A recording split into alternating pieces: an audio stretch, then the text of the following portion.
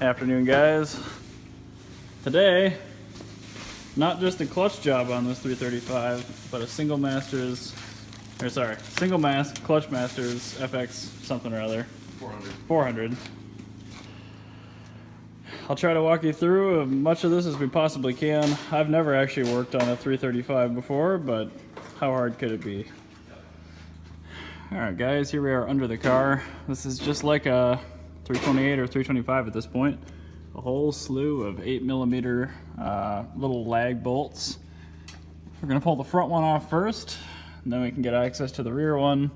And then there's this little tab here, which you have to unbolt and turn the entire shield a little bit, and it slides down off of that. So I'm going to go ahead and take that off right now and come back to it.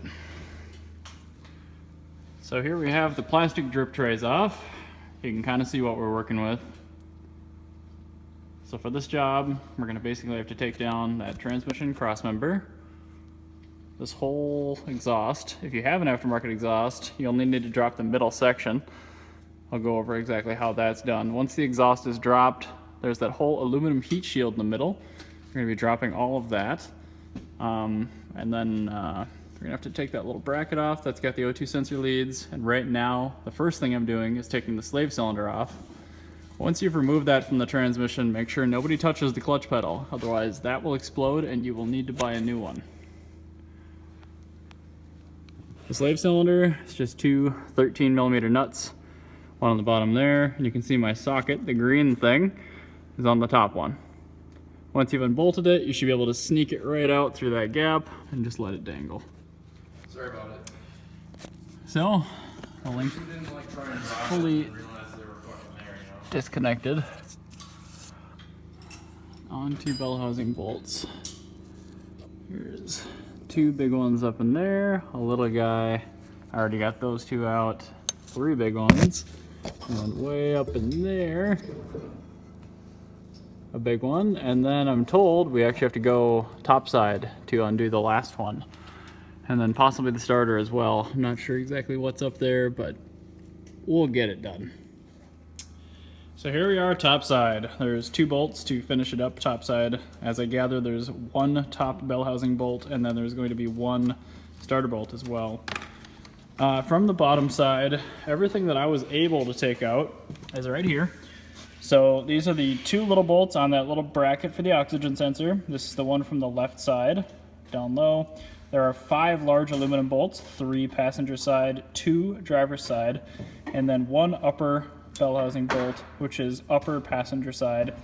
You need a few extensions for this one and a U-joint, but it's actually way easier to get to than the old E46s. So here we have the Guibo bolts, here we have the little shifter clips, and there's a hammer.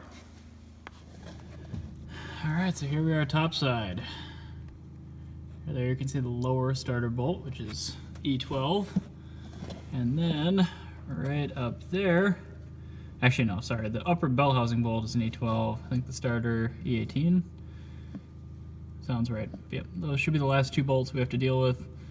Really doesn't look too bad, actually. It's 3 bolts. Oh, there's 3 apparently. Yeah, there's maybe the that's 2 upper starter. on the starter, and then the 1 upper bell housing, which is like right down here on the end of my finger, somewhere right there. Oh, sure. Okay. Yeah. Let me sneak the phone. Bear with me, people. There you can see it right there. That's the E18.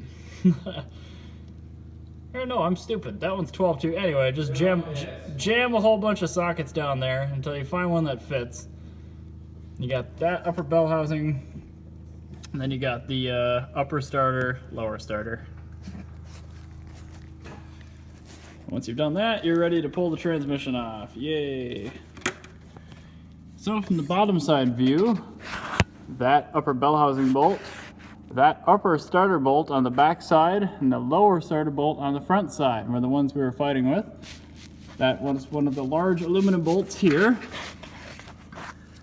Actually, those both were. A little steel bolt on the left side goes there. Little steel bolt, big aluminum, big aluminum, big aluminum, little steel, well, medium-sized steel. So here we have the factory clutch, 335, 109K. Got a little bit of oil inside this thing, but The pilot bearing feels absolutely sublime because of all that, which is good. So we're gonna pull the pressure plate and flywheel off of this thing, check it out, see what we can see, and start replacement. I don't know if we'll be doing rear main seal yet. We don't know if it leaks yet. That could all be pan gasket we're seeing. So there is our 6-speed manual transmission. Just cleaned the goobers out of it with some brake cleaner and rags. Pretty straightforward unit. Back up in the car. Here we have the rear of an N54. Once again, toweled that down a little bit as well. The one thing I didn't notice when we were taking it apart, that little bracket that goes between the downpipes and the back of the transmission bell housing, which I believe is now over here, and I'll have to straighten slightly. Got to take those nuts off. So those are 12 millimeter. There they are, little copper nuts. I believe those are the same part number as the exhaust stud nuts. Here's our factory dual mass.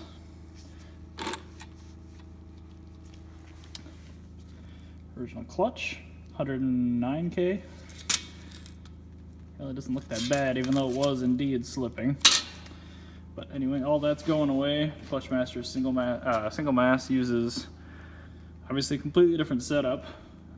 Apparently it has a new release fork, new release bearing, pressure plate, clutch disc, flywheel, then we have new bolts to put in, stuff like that. So first step for us is going to be setting up the flywheel, getting the girdle on it, putting the bolts in. They don't currently have Loctite, so we're going to do that, and yeah, just kind of go from there. All right, so tightening the bolts on this ClutchMasters, we're going to go to 90 foot-pounds with Loctite. Gonna have the pry bar set against one of the old bolts, so if you screw it up, it's fine. Just keep that meshed inside of the thread there. Then we're gonna take our perfectly calibrated torque wrench.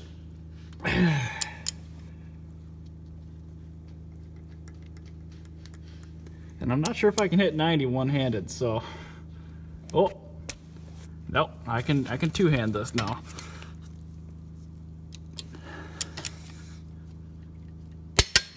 "90 foot-pounds. You click, you grab your socket off, you set it down, you grab your paint pen, and you mark that you've torqued it. And then we're going to go ahead and torque the one opposite up here. And then you're going to work your way in. No, that's a torque mark. It's German. It's a fucking. No, it's fine. Just let me fill it in and see. That's fine. No, it's just a, anyway. Go into cross pattern and keep tightening until you get click on all of them, and then you're pretty much ready to throw the pressure plate back on. So we have all 8 bolts torqued. I've got all the very sophisticated German torque markings on them. And I'm gonna clean the friction surface once more just because we've been kind of touching it with our hands.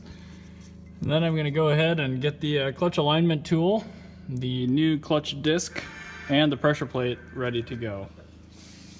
And time.